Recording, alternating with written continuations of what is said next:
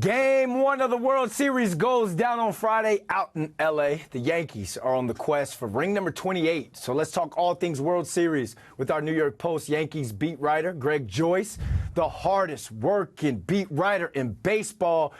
Greg, the World Series doesn't go down till Friday, but you're at Yankee Stadium right now. What's going down there, man? Yeah, thanks, Brandon. The Yankees are here today having a workout. Nestor Cortez is supposed to throw live, which could be his final step towards getting on the roster for the World Series. So working out here. I think they're going to travel out to L.A. tomorrow and then get ready for the World Series. All right, they're going back to L.A. We're talking about the most common World Series matchup, but these two teams haven't seen each other in the World Series since 1981. So going into this year's World Series, what are some of the biggest storylines we should be checking out throughout the week heading into Friday?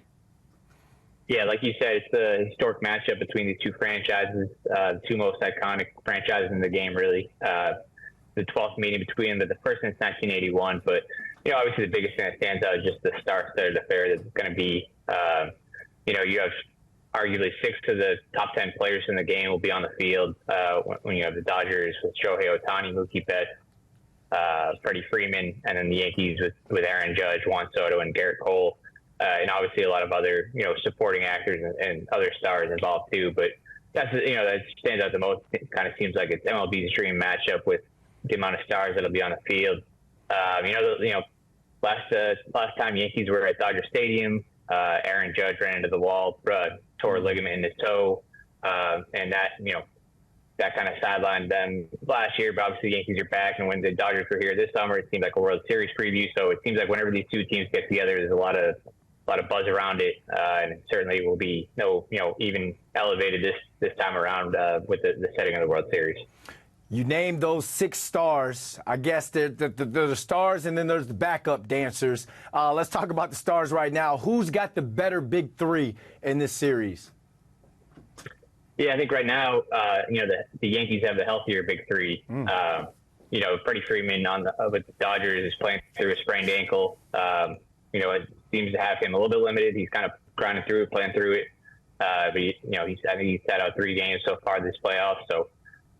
If you're talking big 3, as far as the lineup, the Yankees' third is Giancarlo Stanton, who's in the middle of another monster October. Really seems to elevate his game every postseason, and this one is no different.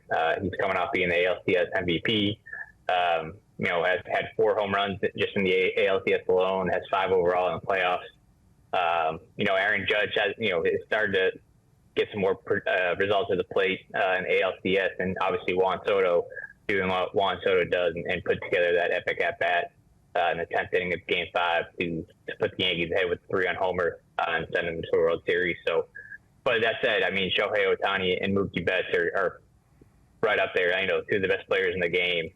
So there's no lack of, big time players, former MVPs here. So it should be a good battle. All right, we talked about the Justin Timberlakes. Let's talk about the rest of the members in NSYNC.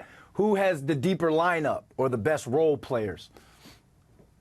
Well, the Dodgers are coming off an NLCS against the Mets where they had a couple of blowouts there. The Yankees' offense overall hasn't, they've created a lot of traffic, through the 2 rounds and haven't exactly had that game where they kind of blow it open, break it open, which is, put a toll on their bullpen. But the Dodgers have, a number of guys there that are capable of doing some damage. Oscar Hernandez, Will Smith just homered in Game 6 of the NLCS after, kind of quiet playoffs up until then.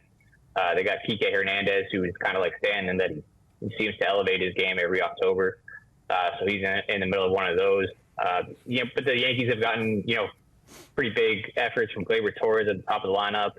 Anthony Volpe at the bottom of the lineup is putting together his arguably, one of his best stretches of his career, really.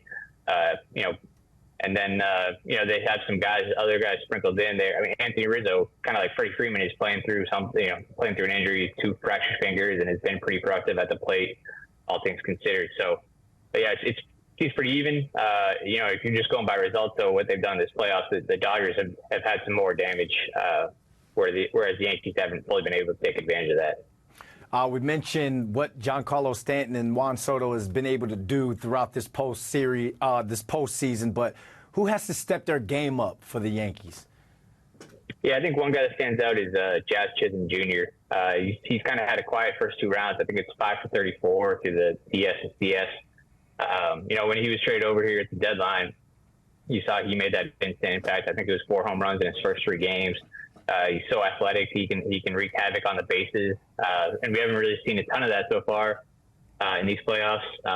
So I think he's one guy that if he can get if he can get going, that can give them a spark. Especially because there was I think it was game 4 of the CS. They batted him cleanup because Austin Wells had been struggling a little bit. They bumped him down to 8. They had Jaz Chisholm bat cleanup with Stanton batting 5th against a right-hander. So if that's going to continue, they need some more production from Jaz. We'll see what they do. Maybe they bat Stanton cleanup the whole series just because they're not they were concerned about giving the Guardians bullpen some easy lane, not easy, but left-right lane to battle. The Dodgers only have one lefty in their bullpen right now. They might bring a second back from injuries, but still, we'll see how they handle it. But Jaz seems like the guy who could use kind of give them a spark if he gets going. Aaron Boone announced that Garrett Cole is going to get the start in Game 1. Overall, who has the advantage in this series when it comes to the rotation and the bullpen?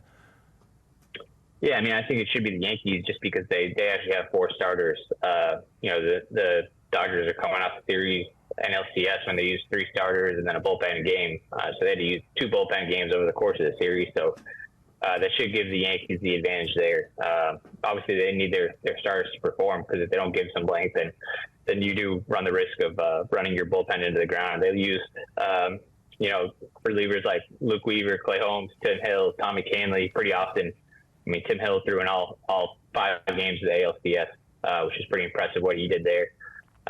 So rotation, it should be the Yankees if they can get some length out of those guys, just because they do have a solid 4.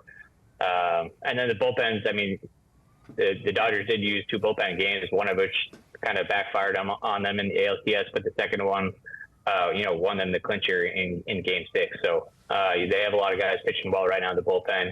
As to the Yankees, that was a big question mark heading down the stretch of the regular season. It was what that was going to look like in October, and they've had a lot of guys step up, so they need that to continue here in the World Series.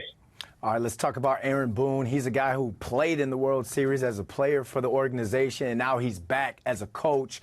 What would a World Series win mean for Boone's legacy in pinstripes? Yeah, I mean a lot. I mean that's what it's all about with the Yankees is winning championships, and that's kind of what you're defined by when you talk about legacy. There was a lot of pressure on Aaron Boone coming into this season. He's in the final year of his contract as a team option for next year, which now seems pretty likely to be picked up with the way he's kind of maneuvered the bullpen and kind of led this team into the World Series after not being able to get over the hump their last 3 times in the ALCS. So it's been a pretty strong October for Boone, but like you said, he played and won a World Series in 2003 with the Yankees. They didn't win it, so now he gets a chance to win his first one as a manager, which would go a long way in kind of solidifying that. It's kind of how Yankees players and managers are all remembered is how many rings they have, and now Aaron Boone has a chance to get his first. All right, Greg, if I don't talk to you before you head out there, man, safe travels out to L.A., and we thank you for jumping on with us. Appreciate it. Thanks, Brandon.